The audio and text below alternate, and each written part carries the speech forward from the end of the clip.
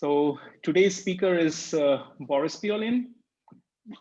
Welcome everybody, and he will be talking to us about some recent advances in BPS black hole entropy and connection to topological invariance. So we are very glad that he's going to tell us about this new mathematical conjectures that has come out from his work. Over to Boris then. Okay, thanks a lot, Hyan. Can you still hear me and see the screen? Yes. Yes, everything is perfect. Okay, very good. So it's great to be back in Chennai, albeit virtually, and to see some good friends in the audience. I had some fond memories of a previous pre-COVID era trip to Chennai in 2014 to a workshop that Sujay, Eleonora, and Suresh, I think, had organized. And we had taken a trip to a nearby temple, and that's where the picture is coming from. I have other pictures, but I won't embarrass anyone else by showing them. So my talk will be based on these two papers. First one with my student Guillaume Beaujard and with Jan Manschot in Trinity College, Dublin. And a more recent one with Sergei Mozgovoi, also in Trinity College, Dublin, but a mathematician. And it will also rely on some previous work with Jan and with Ashok Sen, which started about 10 years ago when Ashok was on sabbatical in Paris, as well as some work with my longtime collaborator, Sergei Alexandrov. Please do interrupt me with questions during the talk, since I don't have any ways of gauging your reaction. Now, the topic of my talk will be precision counting of BPS black hole macrostates in n equal to 2 string vacua. And indeed, about more than 25 years after Stromage and Vafa's earth-shattering result, you might rightfully ask, why again? And for me, the reason is that they lie at the intersection of deep questions in quantum gravity and mathematics. And I think there's still a lot to learn from studying the details of this connection in settings with a lower amount of supersymmetry. So in string backgrounds with 16 supercharges or more, the net number of BPS states with fixed electromagnetic charge shall denote by gamma, and this index by omega of gamma, is actually known exactly for essentially all charges, maybe with a few qualifiers, and basically as an integer number given by the Fourier coefficient of some modular form of some sort. And while this is not yet so for n equal to 2 string vacua, such as type 2a on the generic Calabi-R3, and that would be the topic of my talk, to try to improve on this situation. So part of the reason is that these BPS indices not only depend on the total charge gamma, but also on the moduli, which I denote by Z, of the Calabi-R3 in a very intricate way. And that's because of the wall crossing phenomena, which we understand come from the appearance or disappearance of BPS bound states. But unlike the case of any bigger than 4, where the only possible bound states can only have 2 constituents, at least those that contribute to the index, in n equal to 2 supersymmetry, you can actually get bound states from an arbitrary number of constituents, and that makes the counting much more subtle and involved. Another difference is that the moduli space itself is no longer a symmetric space, but instead it receives quantum corrections. So you cannot really hope to use automorphy to nail down this BPS degeneracies completely. Now, on the math side, these BPS invariants are well known, at least well defined. They are the so-called generalized Donaldson-Thomas invariants. If you're interested in type 2a on the Calabi-R3 fold, then they refer to the category of covariant sheaves on X. And roughly, they give the Euler number of the moduli space of stable sheaves with fixed Chen character gamma. So gamma is electromagnetic charge, but from the geometric point of view, it's the character of some generalized vector bundle. But the details of this definition are subtle, and not to mention the possibilities to compute them from first principle. So I've listed a few references which sort of give the state of the art, but I won't have time to comment in any detail on them. Let me just review a few cases where these numbers are actually under control. The simplest one is probably when you have just n d0 branes on your Calabi-Yau threefold. So this would be so-called skyscraper sheaves at a point on Calabi-Yau 3 on X. In that case, one expects the BPS index for any number n to be basically the Euler number of the Calabi-Yau, because the d0 brane can probe any point on that Calabi-Yau. And importantly, there are no wall crossing phenomena in this case. Now, if we add some D2 brane charge, so now we want to count D2 branes wrapped on some curve inside the Calabi-Yau, or some sheave with support on the curve, then these numbers are still pretty well known. They are, in fact, the same as the genus 0 Gopakumara invariants. They don't depend on the moduli, and they are related to Gromov-Witten invariants, which are well known and under good control using mirror symmetry.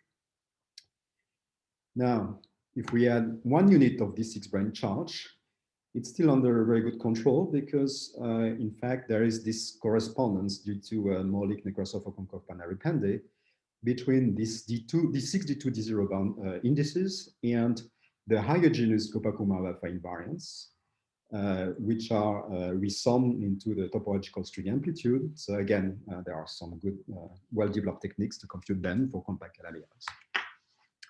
If instead we were to add D4 brane charge. Sorry, Boris, this is Alok. May I please ask you a couple of quick questions on what you've already spoken so far? It's a little early in the talk, I understand, but can I just have a couple of questions? Yes. The first is, this may be a stupid question, but still, I would venture to ask the same. So the reason that you mentioned that it is very difficult to talk about these BPS indices and the DT invariants for Calabi-Yaus with 8 supercharges has to do with the fact that they would be quantum corrections that you will have to worry about when you're working, especially in the type 2A side. So is it not possible to go to the mirror and kind of push that under the rug? Yeah, so of course, the moduli space in 4 dimensions, yeah, has hypermultiplet part, vector multiplet part.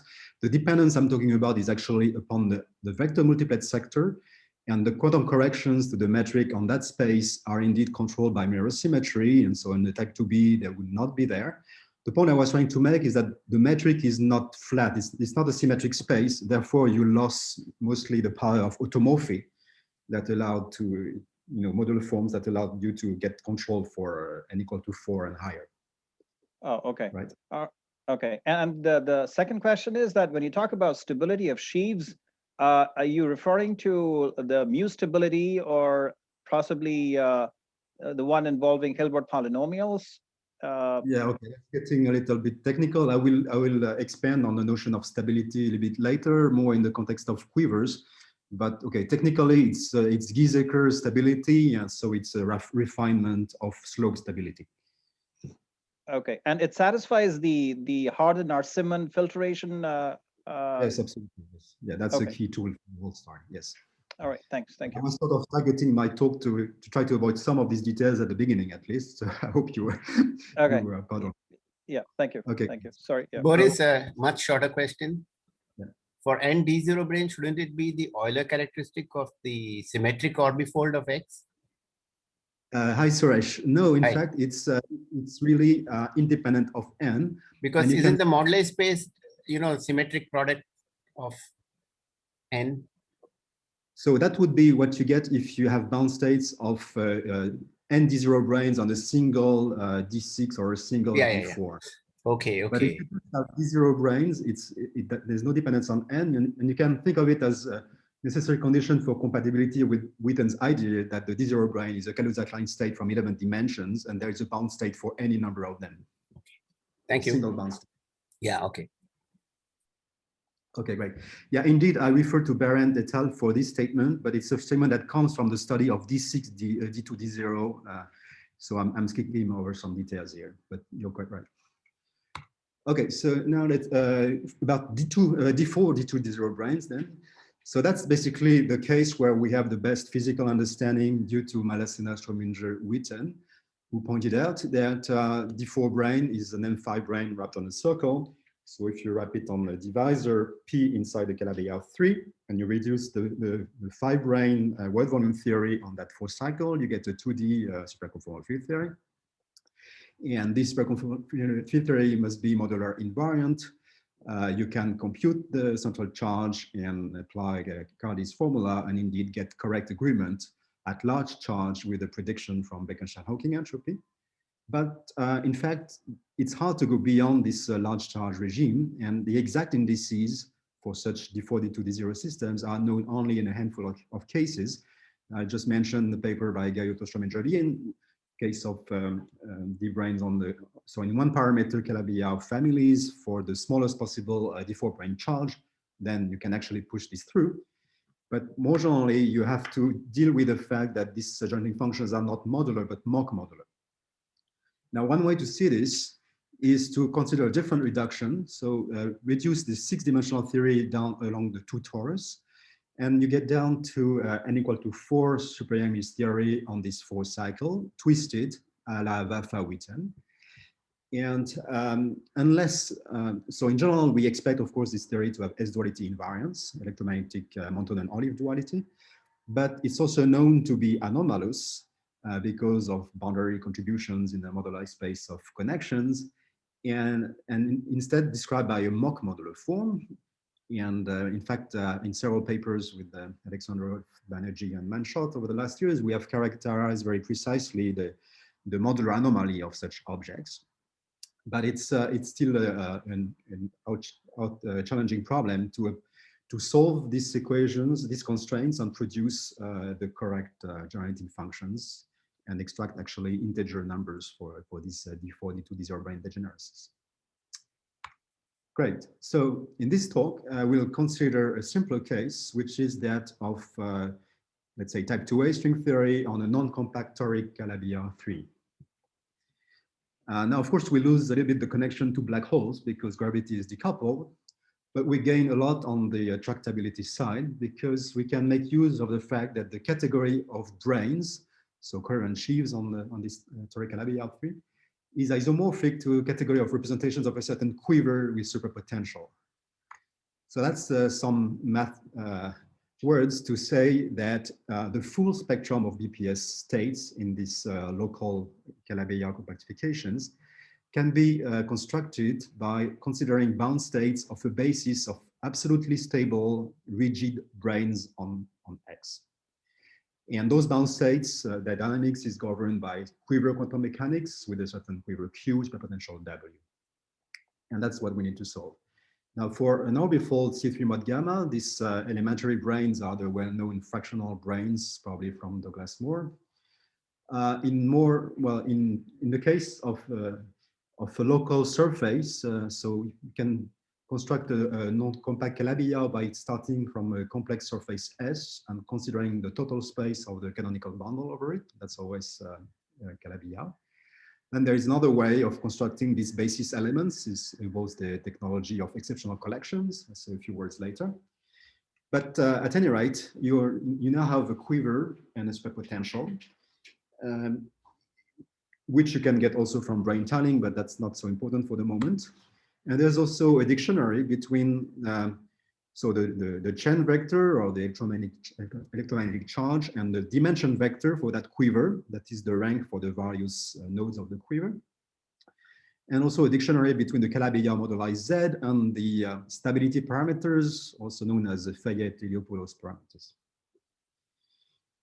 So now we have turned the problem into computing the indices for... Boris, do you have any conditions on gamma? Is it going to be in SQ2 or SQ3? Oh, here it would be any discrete subgroup of SU3, I think. So it's a true Calabi-Yau. Of course, it also applies to C2 mod gamma cross C. Yeah. But it's, I think for orbifolds, the prescription is completely general. But the tiling story doesn't hold, right? Yeah, you're right. But I think you can probably circumvent it somehow. I'm not 100% sure. Okay, thank you. So now we have to compute these BPS indices, which are known by omega of d and zeta for quiver quantum mechanics. Well, that's still a complicated problem because the quiver typically has oriented loops. But I will claim that for the quivers which come from toric Calabi-Yau 3, and in fact in a slightly more generality, if you consider a particular, make a particular choice of the stability coefficient zeta correlated with the dimension d, the so-called attractor stability condition, then I claim that the structure is extremely simple. Namely, these numbers always vanish except when they don't, or rather except when they can't. Now, of course, they won't vanish if for the dimension vector, you take one of the basis vectors of the quiver, because that's one of your fractional branes, which we assume were rigid and stable. So it must have omega equals 1. And it will also not vanish if your dimension vector corresponds to ND0 branes, because I reviewed previously that this number is independent of stability condition and is equal to the minus the Euler number of the Calabi-Yau. But the claim is that if, so in the special class of local geometries of this form, S being a Fano surface, meaning a positive curvature complex surface, then that's it. And so this is basically the claim which is supported by this the analysis in these two papers, and I will expand on the evidence in just a second. So it can be made a little bit more general. There can be some exceptional dimension vectors also, but okay, that's hopefully I'll say a few words later about that. So if correct. Hi Boris, yeah, can I ask a question? Yes, please. So I'm a bit confused. So when you talk about like attractor indices, so should I think of it as some index in the strong coupling chamber, or because I'm just confused by this notion of attractor indices. So I will explain it much better later, but basically, so there is a choice of the Fali-Louplos parameters, which is entirely determined by the dimension vector. And it is the analog of the attractor chamber in n equal to 2 supergravity. Yeah, the claim is that those numbers are complicated, are very simple, whereas the ones which would correspond to large volume in the Calabi-Yau side, for example, would be very complicated and would come from bound states of this elementary constituents. Okay, thanks. Yeah. Okay. Okay, great. Okay, so I claim that if this statement is true, then we have basically solved the problem, because we can use some technology known as the flow tree formula or attractor flow tree formula, which I mean, the main idea goes back to early work of Denef Green. I noticed I corrected this typo and doesn't appear, so it makes me worry. But anyway, so the idea is that you can reconstruct all the spectrum bound states, the spectrum of bound states from the knowledge of this attractor invariance. And I will spend the first few minutes of the rest of the talk to explain that. And we can do that for any values of the charge gamma and moduli Z. So in fact, that's how we can check this conjecture. We assume that this statement is true, and we apply this attractor flow tree conjecture to check the prediction for D4, D2, D0 branes wrapped on the surface. And there we compare with Vafa-Witten invariants, which are computable by other means. Or more generally, for any brane tiling, we can also consider this D6, so one unit of D6, D4, D2, D0 bound states. Turns out that there is a particular chamber known as the non-commutative chamber, where there is a combinatorial description of these bound states. So you have to count certain molten crystals. And again, we compare and we find perfect agreement. There are some other checks you can make. Some of them we have made in our paper with the Sergei Mozgovoi, some others due to work by Pietro Longhi on spectral networks. And it all points out to the validity of this conjecture. Now, on the other hand, it is somewhat disappointing, because what we learn is that for these local Calabi-Yau compactifications, all those numbers are order 1, in other words, 0 or 1 most of the time. And in fact, they are closely related in invariants called single-centered invariants with L2 which actually count proper bound states. So hopefully I say a few words at the end about that. Turns out that those numbers are actually 0, except for the basis of the quiver.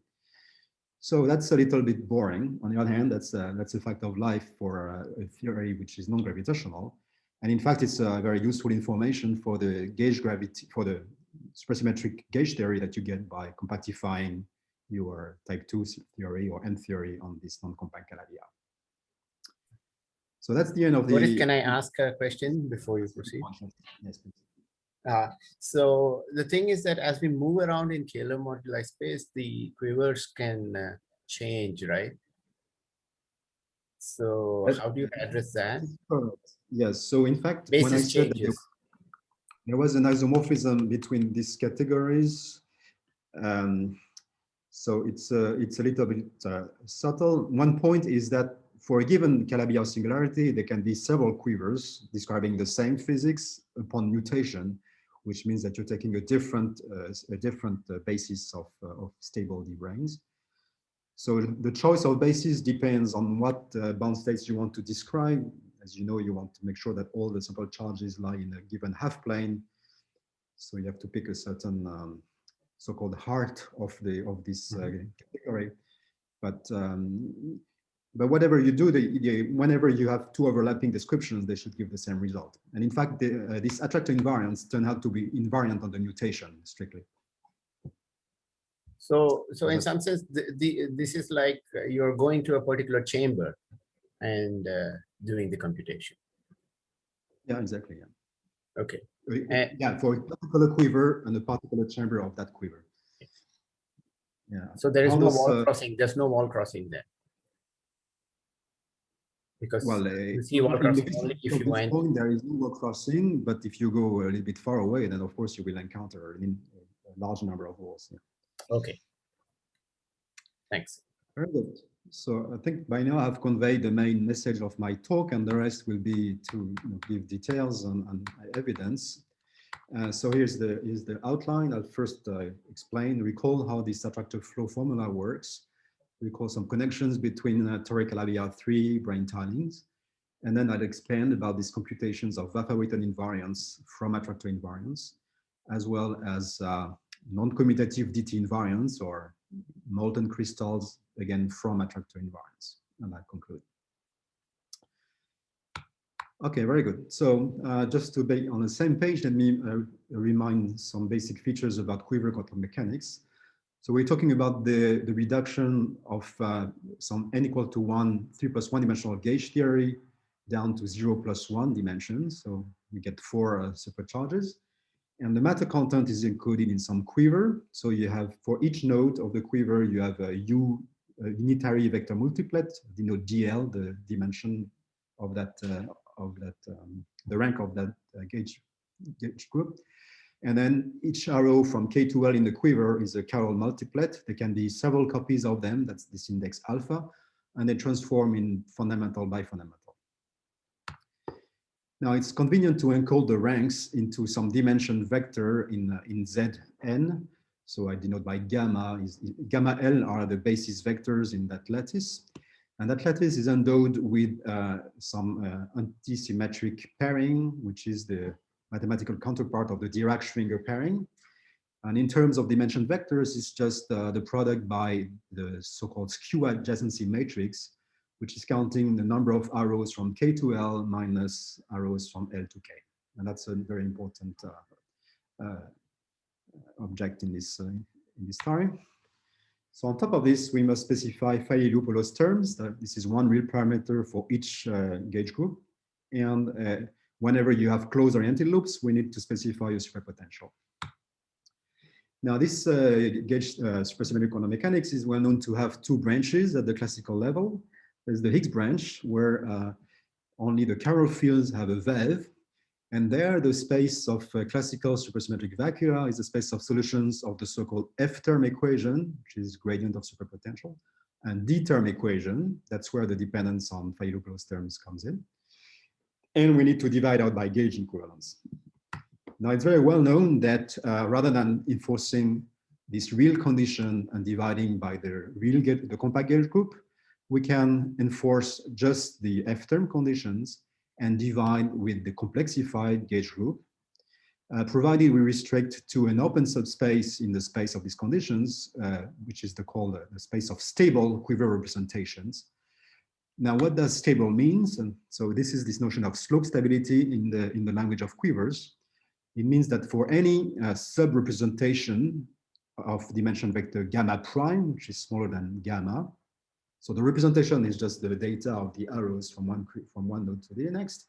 For any proper sub-representation, it should be the case then the slope defined in this way should be less than mu of gamma. So here is a contraction between the Fourier-Post parameters and the dimension vector of the smaller representation.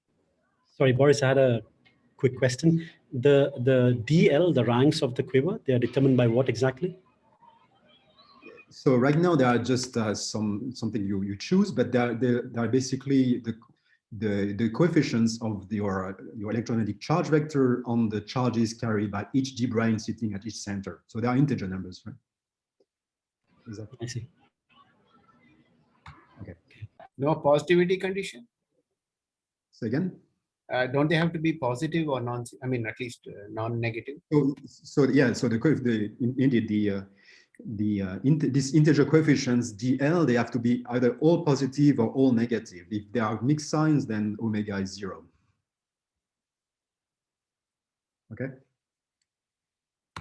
Now, so what we want to count are our BPS states on the Higgs branch. So they correspond to Dolbeault cohomology classes of some degree PQ. And ideally, we'd like to compute all of them. So to construct this Hodge polynomial, where we put the fugacity y, which is conjugate basically to p plus q minus the dimension. That's the angular momentum J3 left. But also a fugacity conjugate to p minus q. That's some R symmetry. Now, this quantity is not protected, but what is protected is the special value when t is equal to y or t equals to 1 over y. That's the so-called chi genus. And so that's typically robust under deformations and computable using index theorems. Now, if we are lucky that only p equals q contributes, then this will be what's known as the Poincaré polynomial, so the geometric series of Betti numbers. If not, it's you have to work a little harder to get the Poincaré polynomial. And if you're not interested in this refinement, you can just set y to 1, and that will give the order number of this modelized space. Now, this so these states also should count BPS states on the Coulomb branch, because in 0 plus 1 dimension, there are no superselection sectors. But that's actually quite subtle, because this Coulomb branch is non-compact due to issue of scaling solutions. So you can't really, so far there is no first principle definition of those numbers on the Coulomb branch side. Nevertheless, you can use a lot of intuition from this picture to predict properties of these indices. Now, the main property or the main complication is the wall crossing behavior, and that happens whenever you have two slopes, the slopes of two representations, gamma 1, gamma 2, which get aligned. In that case, for any gamma in the span of those two vectors, there will be a jump.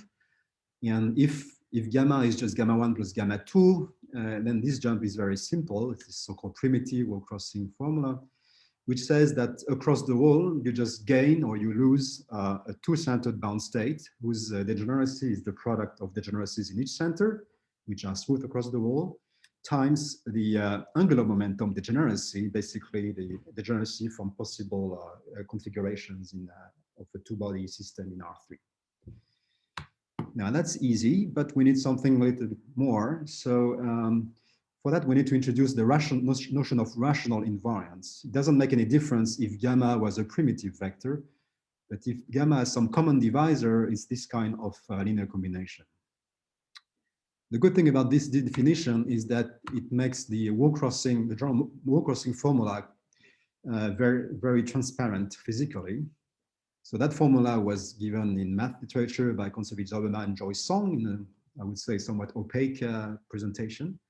But you can rephrase it in this kind of transparent way.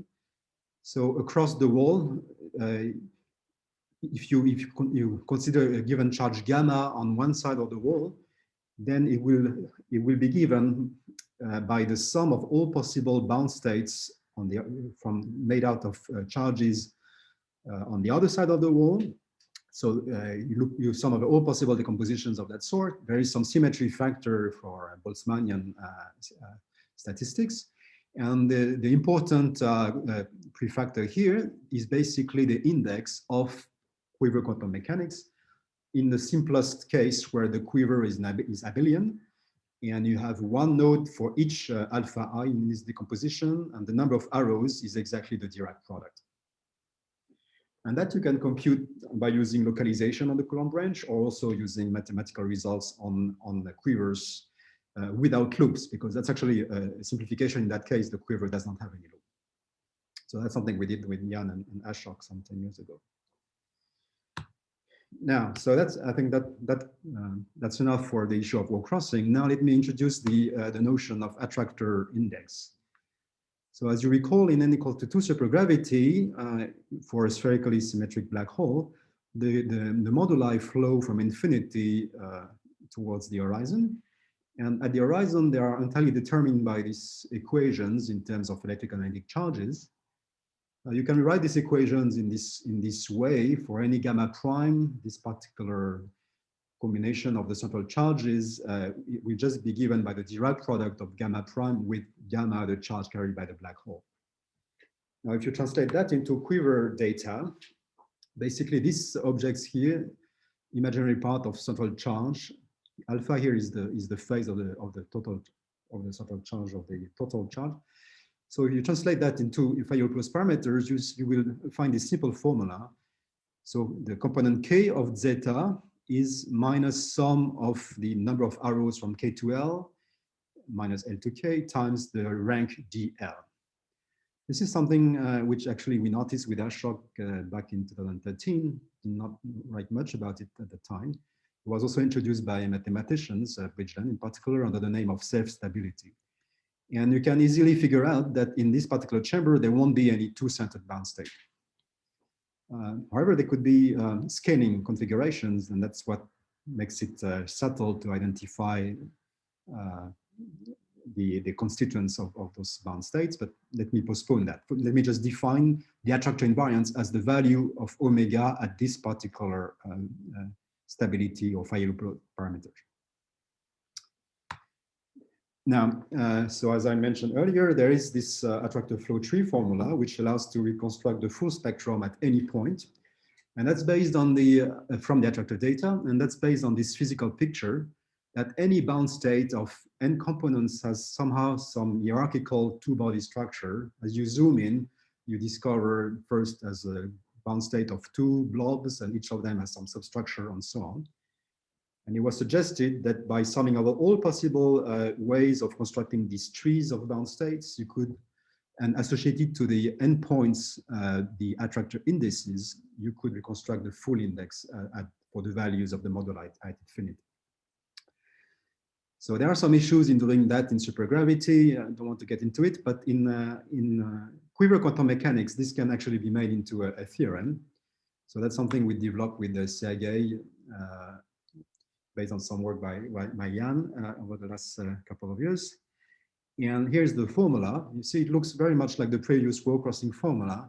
The difference is this factor here. This G tree now is the sum of all possible trees, so objects of that form. For each tree, so the thing you have to restrict to stable trees, meaning the bound state must exist at each layer in this tree. But for each vertex, you're going to include the angular momentum factor corresponding to the two charges, gamma left and gamma right. Now, this actually does not require solving any kind of ODE to interpolate from infinity to the bifurcation point. It turns out it can be made completely algorithmic, just as a sequence of reflection in Fayol-Close space. And by now, I mean, as of a few weeks only, it's now a fully rigorous mathematical theorem. How do you construct the tree? So I mean, how do you in general, how do you construct the tree? If you fix gamma, Sum over all trees, so how do you do that? T. It's not, Okay. yeah, it's not difficult as long as you, so the simplification for quivers is that all the dimension vectors or the charges gamma are vectors with positive entries. That means there's only a finite number of splittings. And so you can, you know, imagine at each point you split your charge into two and you iterate. It's very easy to put on the computer. In fact, it is part of the Mathematica package, which I've developed for several years, which allows to test all those kind of formulas, right? And this stability condition is basically computing a sign, and whether the sign is plus or minus one, you will admit or exclude the tree. Okay. Thanks. Right. So, okay, so that's basically the main tool that we use to test the conjecture. Now, where does this quiver come from? How do we produce this, this set of elementary D branes? So, so there is this technology of brane tilings, which rather than trying to construct some sheaves which have the right X groups, whatever it is, you can look it up in a table basically, and it's encoded in a brane tiling. That is a bipartite graph on a two torus or a periodic graph. Here's an example for a simplest C3 mod Z3 case. So from the toric diagram of the singularity, there is some algorithm to work to produce this this tiling. So you see it's a set of ties. So the ties are these hexagons here. They have common edges. So the centers of the hexagons in that case will just be the nodes of the quiver. Here there are three nodes because the fundamental chamber of this lattice, periodic lattice, are just those three nodes here. Between any two ties, the common edge defines an arrow from 1 to 2. And then any, if you have, the of the ties define monomials in the superpotential. So you see that here you have how many? Six superpotential terms in the fundamental chamber. So that makes it very easy, almost too easy, to produce the quiver for a given toric diagram, given local Calabi. And here, so yeah, I should say this. So this quiver here is N1 three-node quiver describes the spectrum of compact objects on the geometry. So in that case, it would be, so after you resolve the singularity to a local P2, you have D0, D2, and D4 brane charges wrapped on P2. Those are your compact charges. If you want to add some D6 non-compact brane, then it introduces a framing of the quiver. In other words, there is an additional ungauged node with some matter in the bifundamental again, but it's not gauged. And typically, the rank of this framing node will just be taken to be 1. And as I mentioned in response to Suresh's question, the Calabia, so the quiver is not unique. There can be different tilings, different quivers for a given singularity, but they are related by a cycle duality. Okay. All right, so okay. Now can we use this technology to compute the Vafa-Witten invariance and test whether this claim about attractor indices is correct? So Vafa-Witten invariance, they just involve, so they are DT invariants for D4, D2, D0 wrapping a compact 4 cycle. So they don't involve this framing node here. That's why they're called unframed indices. Now, unfortunately, we need a little bit more than just the tiling here to answer this problem, because the tiling doesn't tell you what charge, what chain vector is carried by each node. So you have to open the box, and here it becomes a little bit more mathematical. I don't want to really go into this, but just mention that so these basic branes, they form what a so-called exceptional collection of sheaves. So it's a sequence of sheaves E1 to ER. And the basic thing that this buys you is that each sheaf has its own chain vector, and there is an ordering between the sheaves. You have forward arrows that go from K to L, K less than L, and there are backward arrows coming with K bigger than L. So this number of arrows you can compute using some index theorem. And finally, this also allows you to compute the Fayet-Luplos parameters as well as the charge vector by just from the data of the central charges associated to each sheaf. So there is, for any sheaf, there is a way of computing the central charge of a corresponding D-brane, and so you can just take these formulas. So here it is again for C3 mod P, for C3 mod Z3 or local P2. So the three sheaves are these objects here. O is just the canonical sheaf on S, so it's just a D4 brane wrapping S. You see these sheaves here, they mean, so they're about the derived category. It means that this is an n-type brane and this is again a brane. I don't want to go into these kind of technicalities, but just observe that, so knowing the dimension, the chain vectors of each sheaf, you can very easily compute the total dimension vector in terms of the chain classes of the sheaf. Now, from this point on in the talk, I changed the dimension vector from DI to NI. I apologize for that.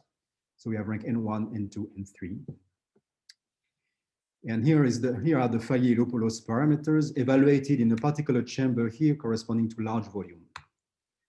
Now, lo and behold, at large volume, take rho to infinity, this is the opposite of the attractor Fayet-Ilopoulos parameters that you would get for a quiver which has that many arrows.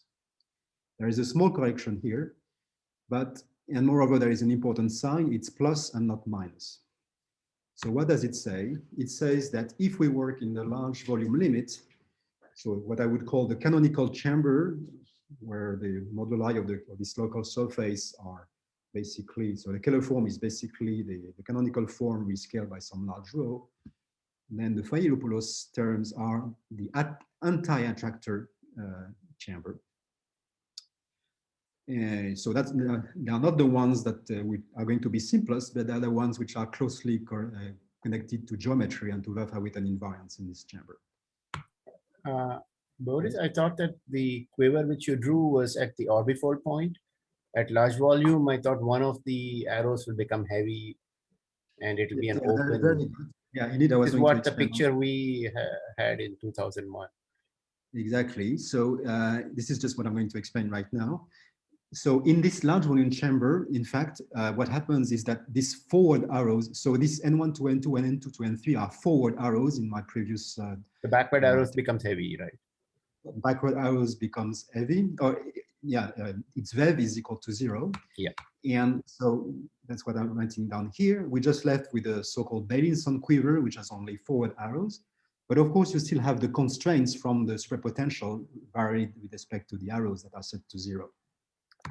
Now, in this chamber, it's straightforward to check, for example, that the dimension of the moduli space of stable representations is equal to the dimension of the moduli space of sheaves. Here is the dimension of moduli space of sheaves. Now, here's the dimension of representations. How do we understand this? It's very easy. For every forward arrows, we have nk times nl components of these chiral fields. We have, for any backward arrows, we have this many constraints, and then we gauge by a product of this u and l square, and that's some diagonal u1. So with a little bit of algebra, you will, in fact, that's what I do here on the next page, I think.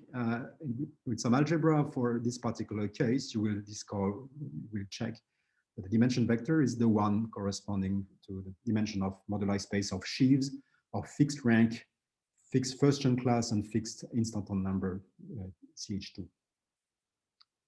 Okay, now there's a little subtlety here, which is that in order to put these arrows to 0, that can only be done in some chamber. So you want zeta1 to be positive, zeta3 to be negative, and that fixes the first chain class of the sheaf to be in this particular window, but you can always reach that window by a spectral flow, so to speak.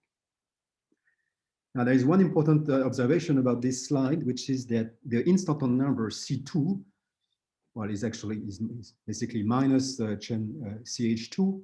You see that it contributes positively to all of these three numbers. In other words, adding D0 branes, which is like increasing instanton number, amounts to shifting all the ni's by 1. So the dimension vector for D0 brane is 1, 1, 1.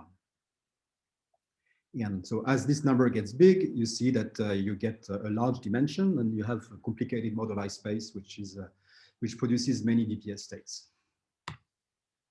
Okay, Hopefully that was not too quick. I guess I'm looking at my phone frantically because of more things I wanted to say. Now, what about the attractor chamber? Well, that's the opposite of the previous one. And now here is the main observation that we made in this paper with Guillaume Beaujean and Jan Manschott, is that in this, whatever the values of this rank vector is, when there's the expected demand in the chamber, which is allowed by the sign of these value plus parameters, will always be negative. And the way to see this is to write it as the sum of negative contributions, well, except for the first one, which is definitely not negative. The second one is negative. You see, it's a degenerate quadratic form, which is only 0 when all the ni's are equal. So that's the D0 brane. And then there are some terms here which are also quadratic in the dimension vectors, but they are also of the negative sign. So it appears that the dimension is always negative, which means that the attractor index is always 0. Now the exceptions are the basis vectors. Certainly this is just this number 1 here, which is contributing, I think. And the D0 branes, which also have a dimension vector, a dimension naively, which is equal to 1. So that's the first support for this conjecture that attractor indices vanish. Now, making this conjecture, we can plug into the attractor flow tree formula and evaluate these indices in the anti-attractor chamber, the one which is relevant for comparison with the Vafa-Witten invariance. And lo and behold, when we put it on the computer, the numbers we generate here are exactly the ones that can be computed from different technique developed by these authors, just from thinking about instantons on P2 and using blow-up and wall-crossing formula. So this is some pretty strong evidence for the claim. Notice that the rank here is going up to rank 4. So thanks to work of Manschott, we can actually compute Vafa-Witten invariance for P2 at arbitrary rank, as well as Del Pezzo surfaces.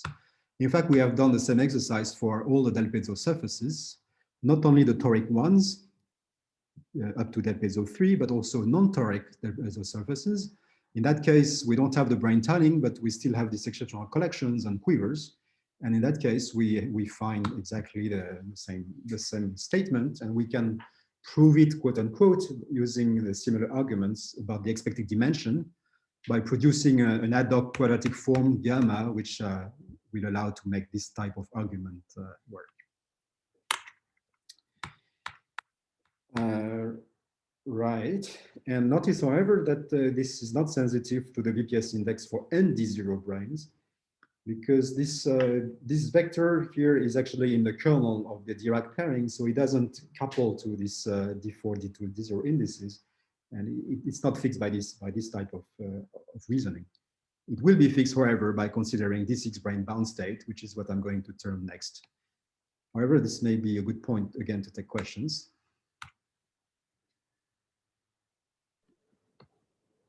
Hi, Boris, I had possibly a stupid question. I'm a bit confused at the moment. So if I wanted to find, say, the BPS states of some n equals 2, d equals 4 gauge theory, yes, would your computations help in doing that in some sense? Yeah. So the connection is a bit more direct for BPS states in 5-dimension gauge theory obtained by geometric engineering on a singular Calabi-Yau. Indeed, this formalism basically gives you the entire, an algorithm to compute the entire spectrum of BPS states. Now, if you talk about 4-dimensional n equal to 2, then probably you can look at class S theories. Here, there is also a quiver description of the BPS spectrum. The quivers are somewhat different from the ones I'm talking about here. Right. And in particular, the superpotential is different. And so I think, of course, some cases you can get by decoupling the states from 5 to 4. So this same claim about attractor indices will also work in 4 dimensions. But some of them cannot, so I won't make a general statement. Okay, thank you. Thank you for your question. Okay, so now I think probably like 10 minutes or a little bit less. Let me say a few words about a different type of checks involving D6, so frame indices or D6 bound states. So as I mentioned earlier, the quiver in that case has an extra node, well, with a number of arrows going from the node to the various. Boris, you need not rush. I mean, I think you can go 5–10 minutes over time. Okay, thank you very much. Now it's dangerous if you say that, but okay. So yeah, so the framing, in general, the framing could involve several arrows, but for the case which I will consider, there's just one arrow going to one of the nodes of the original quiver describing compact objects. Now, so if we choose rank 1 for the framing node and rank dimension vector D for the others, there's also a particular chamber known as non-commutative chamber, where it's easy to compute, or reasonably easy to compute, this frame invariance using torus localization. So that chamber is basically a statement about the sign of this zeta of these Fayot-Close parameters here. Infinity here is the framing node. And so there is just a couple of words where it comes from mathematically. So you have to, given the quiver and the spread potential, you have to consider the path algebra modeled out by the relations. That's the so-called Jacobian algebra. And so the BPS states will be some posets, some ideals inside some poset. So to cut the story short, you have to look at the set of equivalence classes of all paths which start at the given vertex L, where the framing is ending. So that's a set which has a partial order, namely whenever you have two paths in this which start at the same vertex, you will say that one is less than the other if you can get from one to the next by adding just another path W. So because it's a set with an order, it can be pictured as a pyramid or as a crystal. So here is an example for C3. So here there's just one gauge node of rank n and one framing. The spread potential is commutator of x, y, and z. So this Jacobian path algebra is just the polynomial algebra in 3 variables. So there is an order on monomials, and you can think of them as being a point on the lattice n3. So that's right. Now, the toric fixed points, on the other hand, will be in one-to-one correspondence with finite ideals inside this this poset. So what that means technically is that for any element in that ideal, whenever there is whenever there is a V in this ideal and a U which is less than it, then it will also be in the ideal. So what that means is basically that you can picture it as a set of stones that you take away from the original crystal. So that's the notion of molten pyramids or molten crystals. Here is the example of a molten crystal where you have taken away the monomials corresponding to this to these boxes here, such that you have an ideal generated by the complement. Okay, now the theorem of Mozgova-Reinecke is that if you want to compute the frame index in this non-commutative chamber, then you just have to count all ideals, and they all contribute ±1 to the unrefined index. So you can make a generating series by summing over all ideals, include some fugacities x to the d for the dimension vector, which is basically the number of stones of a given color corresponding to the nodes of the quiver. And then there is this sign, which is entirely determined by the Euler form. So that's a formula you can compute easily on the computer or even by hand sometimes. And then you can check whether this formula agrees with the result of the flow tree formula, which now you apply for the full quiver, including the framing node. And you just have to assume that the only attractor indices, all attractor indices which involve the framing node are equal to 0. That's just because there are no closed loops involving the framing node. Okay, so that's the general prescription. What does it mean for C3? So as you recall, the number of, so these ideals are nothing else but plane partitions counted by McMahon 1916. That's the generating function of D6, D0 indices in this non-commutative chamber. And well, actually, you can see that this formula is consistent with the attractor flow tree formula, assuming that the index of D0 branes is -1 for any n. And that's basically the universal prediction for D0 brane indices. So to put it differently, so using these results for the unframed indices, you can apply the so-called semi-primitive formula to go from unframed to framed indices and compute D6, D0 bound states, and you recover this formula of McMahon. Another example, which is probably familiar to some of you, is the case of the conical. The quiver is a bit more complicated, but notice it's a symmetric quiver. There are as many arrows going from one to the other as the other way, which means that there is no crossing for unframed BPS states in that case. And in fact, it was Zandroy who first computed the generating series of these D6, D2, D0 indices. So again, involves some infinite product similar to McMahon, including the McMahon piece. And from this, you will also read off the spectrum of unframed indices. In this case, this omega nn here, so n0 equal n1, will again be D0 branes, and n plus or minus 1 will be D0, D2 brane bound states. This is all well known. Now, let's apply the same to some singularities with compact divisors, so such as C3 mod Z3 or more general brane tilings. Well, here again, it's easy to, well, you can compute the number of molten crystals. In fact, it's the same molten crystals as for C3, but you have to keep track of the color because there are 3 colors. So you see, you get, and there are also some signs which you need to be careful about. But if you work this out, you'll see that this is exactly consistent with vanishing of all attractor indices except D0 brane indices were equal to -3 for any number of D0 branes. All right. So this strategy applies to any brane tiling and allows to determine the unframed, unrefined attractor indices by counting molten crystals. It confirms our conjecture for final surfaces, but it also indicates that it holds also for smooth toric threefolds with more than one compact divisor, for example, C3 mod Z5, Y32, and many others. There is an issue for a class of threefolds, I call them singular toric threefolds, but they are all singular anyway because you want to take small resolutions or crepant resolutions. But by singular, I mean that the boundary of the toric diagram has lattice points. So for example, Y32 is not singular in this sense, but F2 is singular because of that point on the boundary, and similar for pseudo del pezzo 2 here. So those are examples with here with one compact divisor. Here you see 2 of them.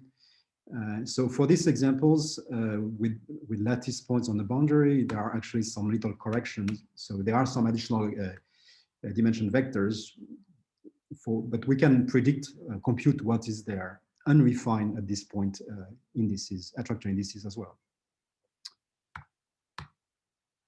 Okay, so, but now we can do better because this attractor flow tree formula works for unrefined, for refined DT invariants as well. So we can actually predict the refined NCDT invariance for any dimension vector just by inputting the refined invariance for D0 branes. Since those are the only ones which have non-trivial attractor invariance according to the conjecture. Well, it's in fact in this mathematical work, it's shown that the motivic index for those guys is just well given by the Betti numbers of the Calabi-Yau. Notice, however, that B0 is equal to 0 because the Calabi-Yau is not compact. And they are easily read off from the toric diagram. Here is the formula. I is the number of internal points, and B is the number of boundary points on the toric diagram. You see that if you put y goes to 1, that reduces nicely to the Euler minus the Euler number using Higgs theorem. So using this, we can predict, for example, NCDT, so refine NCDT invariance for C3 mod Z3 or for any other case. Now, I should say it's actually quite challenging to derive this directly by applying toric localization, which doesn't match well with the refinement. That's what we learned. We're learning the hard way, but we actually have now some handle on this in a more direct fashion. Very good. So that's. I just wanted to add one word, if I may. So about the connection between this attractor invariance and the single-centered invariance, and then I will be done. So you may have noticed that this motivic invariants, they are not invariant on the y goes to 1 over y. For example, it's manifest from this formula here. There's a y to the -3, but not a -y cubed. And that's actually okay mathematically because they count cohomology classes with compact support. And unless this space is compact, this will not satisfy Poincare duality.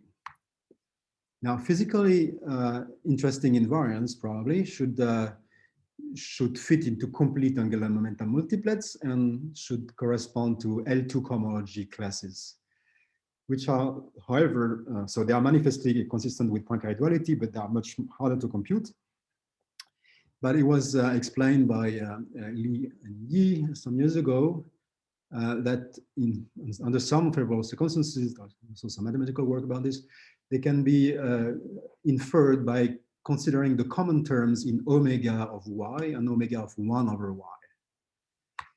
So if we apply this, this idea, we see that the attractor invariant for n D0 branes will just have this part coming from the number of internal points in this formula here. You see that this term occurs at both places. So that's the prediction for the physical number of D0 branes in, let's say, in the geometric engineering of 5-dimensional gauge theories on the singular Calabi-Yau. Now, however, because of this subtlety between due to scaling solutions, this attractor index does not count or will not count the number of single-centered black holes or BPS states. But you have to disentangle contributions from scaling solutions. And that's basically well, the whole algorithm or idea that we developed with Ashok-Sen and Jan Matschalt over the years, culminating in this Coulomb range formula. So there is a way to define, well, to compute rather, what we call single-centered or pure Higgs invariance, omega s, from the omega star. I don't have much time to explain the algorithm, but the upshot of it is that the single-centered invariance associated to this, in fact, to all dimension vectors except the basic ones in the exceptional connection, vanish, which is also probably what we should expect or have expected since we have a non-gravitational theory. Very well. So here are a few words of conclusion and summary. I think we have by now overwhelming evidence for the claim that these attractor indices for a large class of Calabi-Yau 3 singularities vanish. That includes toric Calabi-Yau 3, like local Fano surfaces, but also non-toric examples, as I mentioned, for del piezo surfaces of higher degree. There's no mathematical proof yet. The argument we gave based on expected dimension assumes that we have in any chamber for any value of the dimension vector, we have this reduction to a Beilinson quiver. In other words, that one set of these backward arrows vanishes. And well, that's not convincing from the math point of view. At least it was not convincing to my collaborator, Sergei Mozgovoi. That's why we went into some more elaborate mathematical computations. And what if true, it means that we have basically solved, for all practical purposes, the issue of computing refined alpha-Witten invariance and NCDT invariance for this type of geometries. Open problem is to refine this crystal melting prescription. And finally, the main thing, of course, is can this be used to shed light on Mach model properties of this gianting series on the one hand, and on the other hand, can we compute this single-centered or attractor invariance for a genuine compact Calabi-Yau 3? So apologies for running over, and thanks a lot.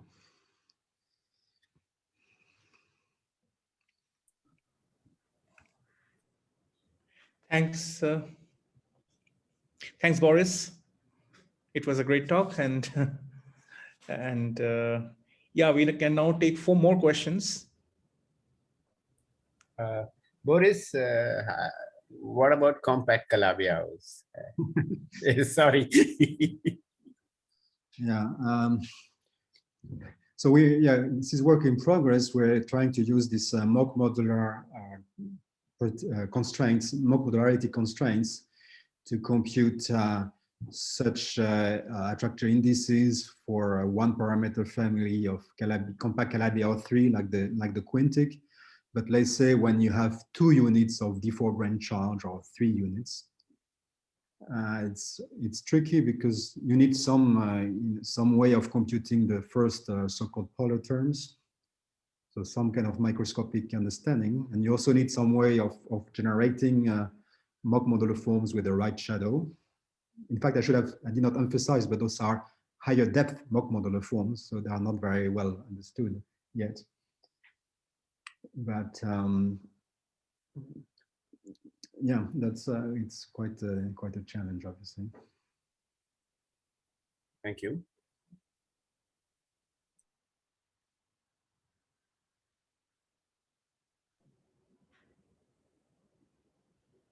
Okay, any more question?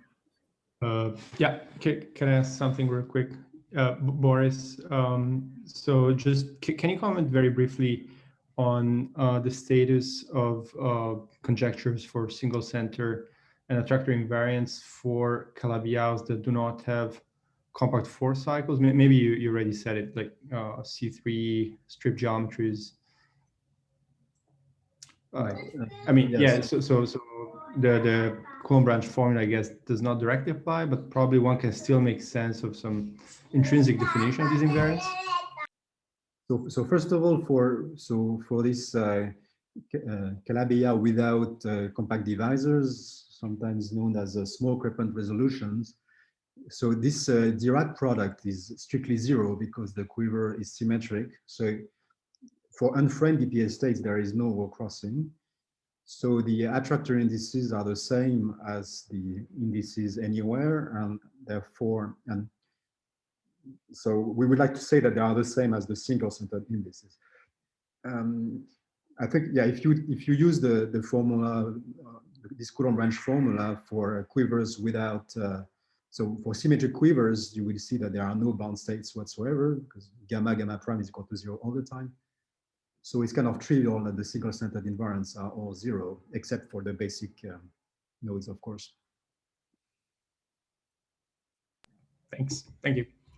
Okay. Here, I should say that the evidence for this claim is quite weak because, well, this formula, yeah, it's very hard in practice. You have to use the computer, and we basically checked it for a few dimension vectors. It seems even this, yeah, it seems that what the additional contribution that you get always cancels this this term. I mean, the attractor index if it was non-zero, or it does not add anything if it was 0. It's somewhat surprising because these quivers have loops, therefore there are definitely scaling solutions, but some are very quantum, and so there are classical scaling solutions, but the claim is that they don't support any BPS state, and it's hard to prove in general. These scaling solutions are the ones which are related to the entropy enigma, right? Well, I'd like to say yes, but I'm not sure that that's right. So what is true is that if you take a quiver with loops, and if you scale up the number of arrows, keeping the dimension vector, indeed the index will be dominated by this pure Higgs invariance, which is not the same as scaling solution. For me, scaling solution is the difference between attractor and pure Higgs. So the scaling, so the pure Higgs invariants grow exponentially as you increase the number of arrows. but no one knows or has any control on what happens when you increase the dimension vector. So it's true that, yeah, so this scaling, what you refer to, this entropy enigma, refers to contributions of some D6, D6 bar, D0 bound states, which is governed by some 3-node quiver. But I wouldn't say it's the same problem. There are some dots to connect. Thank you.